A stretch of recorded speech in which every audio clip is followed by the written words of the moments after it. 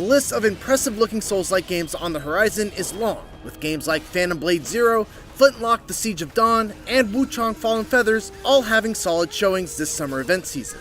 But there's always been something extra special about Black Myth: Wukong. It's stunningly gorgeous. The animations are incredibly fluid, it's steeped in rich Chinese culture, and there's just something immensely satisfying about playing as a Monkey King, beating up all sorts of mythical creatures with a giant extendable staff. While this isn't the first time IGN has gone hands-on with the game, it is my own personal first time with it, and after 2 hours of playtime with the opening chapter, I somehow walked away even more excited for its August 20th release.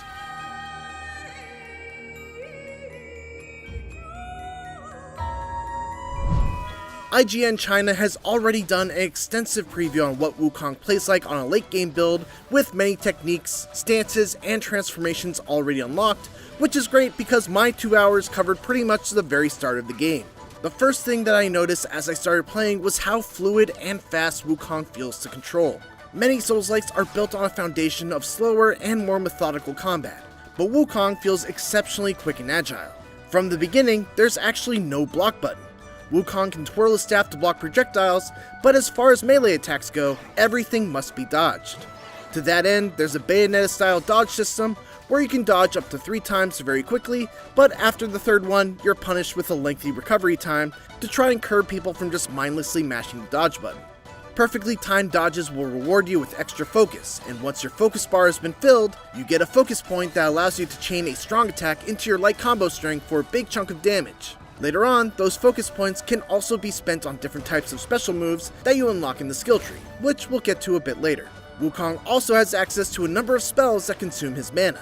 I only really got to play around with the Immobilize spell, which, as you can imagine, stops an enemy in their tracks and allows you to sneak in a few hits before the spell's effect wears off. Stronger enemies, and especially bosses, are affected by the spell much less, and sometimes they were able to shrug it off entirely.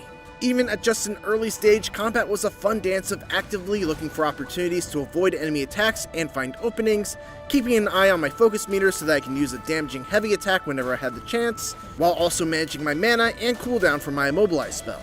Eventually, I got my first transformation, which turns Wukong into an absolute beast, with much stronger attacks and a hugely damaging super attack that he can use out of a dodge if he manages to build up a focus point. One of his moves in this transformation is a lightning fast dash attack that made me feel like I had basically turned into the boss that I got the transformation from. Later on, I added another tool to my repertoire, the Tower Stance, which swapped out my chargeable overhead strong attack for the ability to stand on my staff and avoid damage on the ground as long as my stamina held out. If I managed to stay on the staff long enough for a focus point to charge, I could spend it to leap off the staff, flip it around, and come crashing down with a powerful strike that felt incredibly cool to pull off. These stances, along with my general combat abilities, could all be upgraded through a level up system that works a lot like Sekiro's. As you defeat enemies, you'll gain Will, which builds up a bar in the top right of the screen. When the bar is full, you gain a Spark, which can be used to purchase upgrades from one of your various skill trees. Once you fill the bar and bank a point, you can't lose it. You can even add that point wherever you want, not just at a shrine, which serves as Wukong's version of a bonfire-like checkpoint. However, if you die before you manage to fill the bar, a portion of that experience will be lost in typical Souls-like fashion. Don't let that trick you into thinking that Wukong is an easy game though, because it certainly is not. Enemies are aggressive, bosses are relentless, and even more so in their second phases, and you only have a scant few restorative potions to keep yourself alive.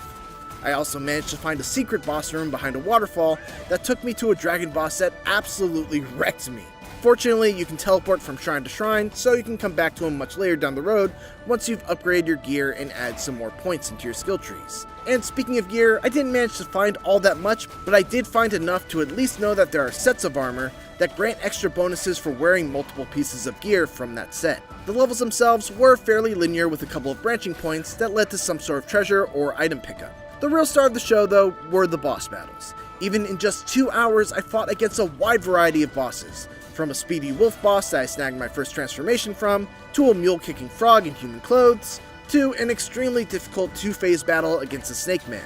All in all, I greatly enjoyed my time with Black Myth: Wukong.